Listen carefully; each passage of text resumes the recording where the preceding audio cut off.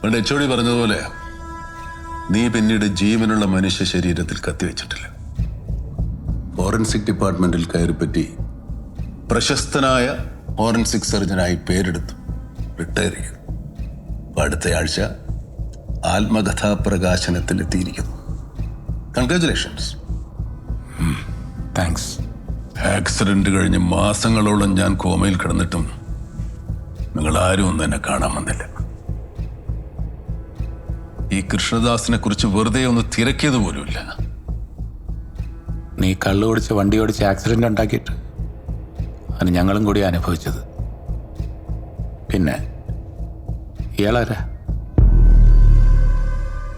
സേവി, കുറ്റബോധമില്ലാത്ത മനുഷ്യരാണ് ഈ ലോകത്തെ ഏറ്റവും വലിയ അപകടകാരികൾ.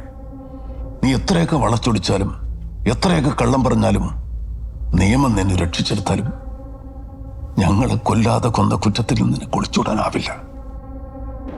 എടാ അലക്സേ, അന്ന് നീ തന്നെയായിരുന്നു പുണ്യാളൻ, ഇന്ന് നീ തന്നെ അല്ലേ? നിനക്കറിയാലോ, ദൈവം ചിലരെ വളർത്തും, ചിലരെ തളർത്തും. അത് ഓരോരുത്തരുടെ വിധി. ഇന്ന് ഞാൻ ജീവനോടെ നിന്റെ മുന്നിൽ ഇരിക്കുന്നെങ്കിൽ ന്യായവും ദൈവമൊക്കെ എൻ്റെ കൂടെ ഉള്ളതുകൊണ്ടാ. കറക്റ്റാണ് സേവി. ദൈവവും പരദീസയൊക്കെ എന്നേ കൈവിട്ടവരാണ് ഞാനും ഈ മിണ്ടാപ്രാണിയൊക്കെ. പക്ഷേ ചെകുത്താൻ ചിലപ്പോൾ നേരിട്ടിറങ്ങും ഞങ്ങളെ രക്ഷിക്കാൻ. അന്നയാളുടെ കയ്യിൽ ഒരു ഡെവിൾസ് ഓൾട്ടർനേറ്റീവ് ഉണ്ടാവും. Whatever it is, be in hell with your devil. Alexander Joseph. Good luck.